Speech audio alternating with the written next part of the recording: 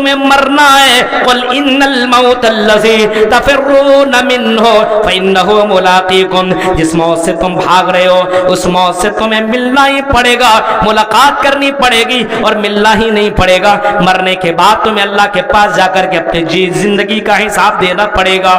موت آنی ہی ہے، مرنے سے بچ نہیں سکتے ہو، موت سے کسی کو چھٹکارا نہیں ہے۔ اگر موت سے کسی کو چھٹکارا ہوتا تو جناب محمد الرسول اللہ وہ شخصیت ہوتے، لیکن مدینۃ الرسول جائیے، اس مسجد نبوی کے پاس جائیے، باب السلام سے انٹری کیجئے، آپ کو جناب محمد الرسول اللہ کی قبر ملے گی۔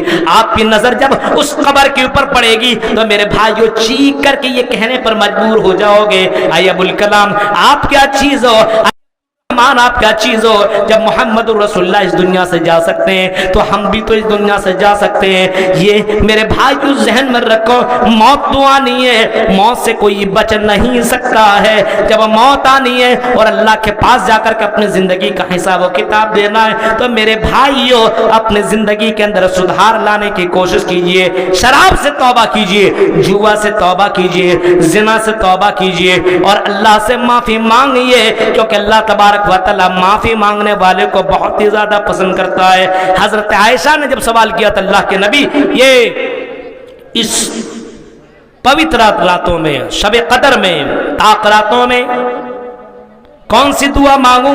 تو اللہ کے نبی نے جو دعا سکھلائی تھی، اے عائشہ اللہم انک عفو تحب العفو فاعف عنی، اے اللہ معافی کو تو پسند کرتا ہے، اے اللہ مجھے معاف کر دے۔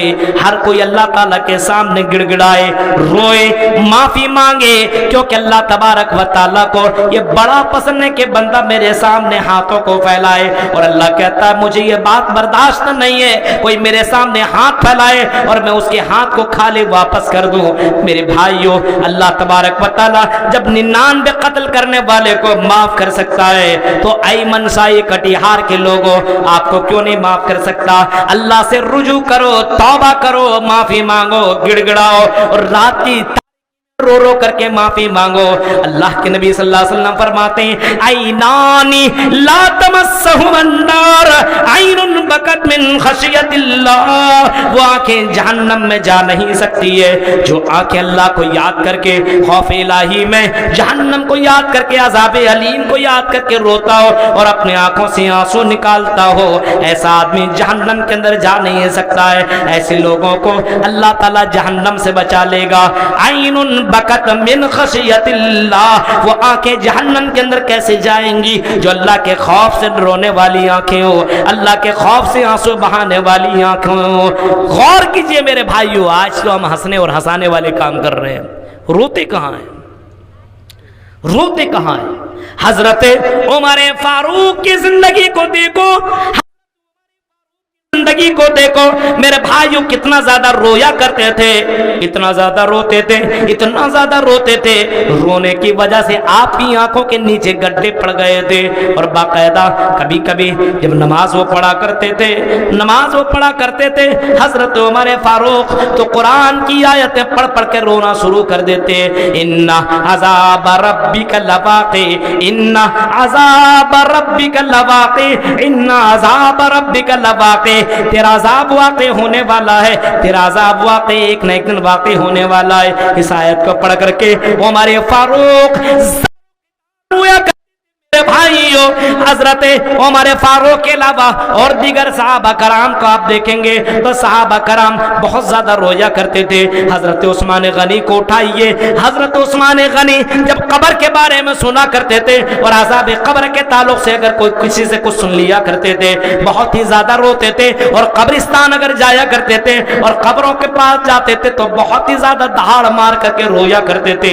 میرے پیارے ساتھیوں، اپنے اندر بدلاؤ لانا ہے تو کبھی کبھی قبروں کی بھی زیارت کر لیا کرو، کبھی کبھی قبرستان بھی چلے جایا کرو، کبھی کبھی ان قبروں کے پاس جایا کرو اور سوچا کرو یہاں بھی تو میرا بھائی دفن ہے، میری بہن دفن ہے، میرا رشتہ دار دفن ہے، بڑے پیسے والا آدمی تھا وہ بھی تو یہاں دفن ہے، ایک نہ ایک دن مجھے بھی دفن ہونا ہے۔ امام کائنات نے تو اسی کا تذکرہ کیا تھا اور آپ نے فرمایا تھا فَذَرُوهَا فَإِنَّهَا تُذَكِّرُكُمُ الْمَوْتَ، اے لوگو کرو، موت کو یاد کرو، فزروہا، اے لوگوں اس قبر کی زیارت کیا کرو، قبرستان میں جایا کرو۔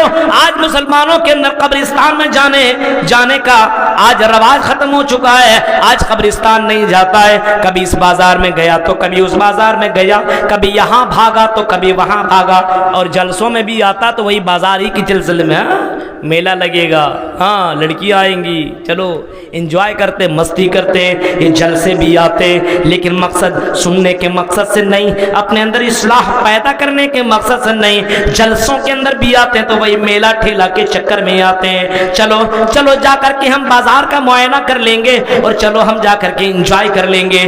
میرے پیارے ساتھیو غور کرو، اللہ کے نبی صلی اللہ علیہ وسلم نے فرمایا فَذَرُوهَا فَإِنَّهَا تُذَكِّرُكُمُ الْآخِرَةَ، وہ لوگوں قبرستان کی زیارت کیا کرو، وہ لوگوں قبر کی زیارت کیا کرو، قبرستان میں جایا کرو، کیونکہ یہ قبرستان میں جانے سے اور قبروں کی زیارت کرنے سے تمہیں موت یاد آئے گی، تمہیں آخرت یاد آئے گی، تمہیں اپنی زندگی کی حقیقت معلوم ہوگی کہ آج نہیں تو کل تمہیں بھی تو اس قبر کے اندر جانا پڑے گا۔ آپس میں دشمنی رکھ کر کے کیا فائدہ، شراب پینے سے کیا فائدہ، اور زنا کرنے سے کیا فائدہ، مجھے قبر کے اندر جا کر کے مجھے جواب دینا پڑے گا۔ میرے پیارے ساتھیو اگر یہ ذہن کے اندر بیٹھا لو اور مہینے کے اندر ایک آدھ مرتبہ اگر تم قبرستان کی زیارت کر لو تو تیرے اندر بدلاؤ آ سکتا ہے، تیرے اندر چینجنگ آ سکتی ہے۔ یہ ہونا چاہیے، اگر اپنے اندر بدلاؤ لانا ہے تو میرے بھائیو قبروں کی زیارت کرو۔ بازار تو بہت جاتے ہو نا، کٹیہار وغیرہ بازار میں تو جانا ہی جانا ہے، اگل بگل اور بھی ہٹیا اٹیا آپ کے یہاں لگتا ہے وہاں چلا جاتا آدمی، لیکن میرے بھائیو قبرستان کی بھی زیارت کیا کرو۔ آپ کو موت یاد آئے گی، آپ کو اپنی آخرت یاد آئے گی، آپ کو اپنے آپ کے اندر بدلاؤ نظر آئے گا کہ آج نہیں تو کل مجھے بھی مرنا ہے اور اسی قبر کے اندر جانا ہے۔ میں نے اس قبر کے لیے کون سی تیاری کی ہے؟ یا ایھا الذین آمنوا قوا انفسکم واہلیکم نارا، اے ایمان والو تم اپنے آپ اور اپنے پریوار والے کو دونوں کو جہنم کی آگ سے بچاؤ، خود کو بھی جہنم سے بچاؤ اور اپنے پریوار والے کو دونوں کو جہنم کی آگ سے بچاؤ، اپنے بچوں کو، اپنے بیوی کو، اپنے بیٹے کو، اپنے بیٹی کو، سب کو جہنم کی آگ سے بچاؤ۔ اس جہنم سے آگ سے بچنے کے لیے نماز کی پابندی ضروری ہے، نماز کی پابندی بہت ضروری ہے۔ آج سماج کے اندر آج اتنے جلسے اور جلوس ہوتے ہیں، لیکن میرے بھائیوں کل جتنے نمازی تھے آج بھی اتنے نمازی ہیں، پوری رات تقریر سنیں گے اور فجر کے نماز میں گول، فجر کے نماز میں غائب، لگتا جلسہ سن لیا، تقریریں سن لی، جلسے کے اندر شرکت کر لی، جنت الفردوس میں پہنچ گیا۔ دیکھ رہے ہیں آج نماز نہیں ہے، نماز کی پابندی نہیں ہے، مسجدیں ویران ہے۔ میرے بھائیو بابری مسجد کو توڑا گیا، بابری مسجد کو ہم سے چھین لیا گیا، یہ کہہ لیجئے بابری مسجد توڑ دی گئی، لیکن کوئی بولنے والا نہیں ہے، وہاں کوئی نماز پڑھتا ہی نہیں تھا۔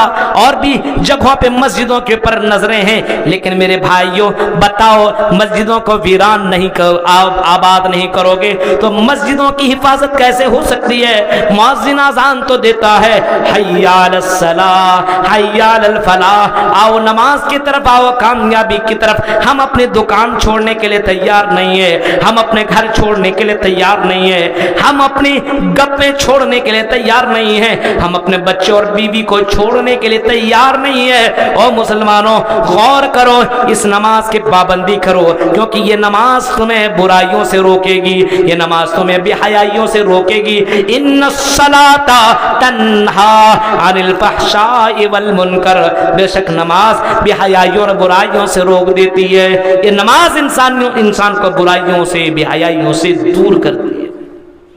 نماز کی پابندی نے مولوی صاحب پتہ نہیں میرا بچہ سدھر ہی نہیں رہا ہے، یہی سب کر رہا۔ ارے وہ بچہ سدھرے گا کہاں؟ اس بچے کو آپ نے تربیت نہیں دی ہے، اس بچے کو آپ نے اسلام کا پابند نہیں بنایا ہے، آپ خود پابند نہیں ہے۔ اذان آپ بھی سنتے، نماز پڑھنے نہیں جاتے، تو آپ کا بیٹا کہاں سے نماز پڑھے گا؟ مروا اولادکم بالصلاۃ، اپنے بچے کو نماز پڑھنے کا حکم دو۔ وہم ابناء 7 سنین، جب بچہ 7 سال کا ہو جائے تو بچے کو نماز پڑھنے کا حکم دو، نماز پڑھنے کے بارے میں کہو۔ چلو میرے بیٹے، جس اللہ نے پیدا کیا ہے، جس اللہ نے ہاتھ دیا، پیر دیا، جس اللہ نے زندگی دی ہے، اس اللہ کو خوش کرو، اس اللہ کے سامنے سجدہ کرو، کیونکہ میرے بیٹے اسی کے لیے تو اللہ تعالیٰ نے ہمیں اور آپ کو پیدا کیا ہے۔ وَمَا خَلَقْتُ الْجِنَّ وَالْإِنسَ لِيَعْبُدُونَ۔ اپنے بچے سے کہو اے میرے بیٹے، قرآن تو کہتا کہ ہم نے اپنے بندوں کو انسانوں کو اور جنوں کو اپنی عبادت کے لیے پیدا کیا ہے۔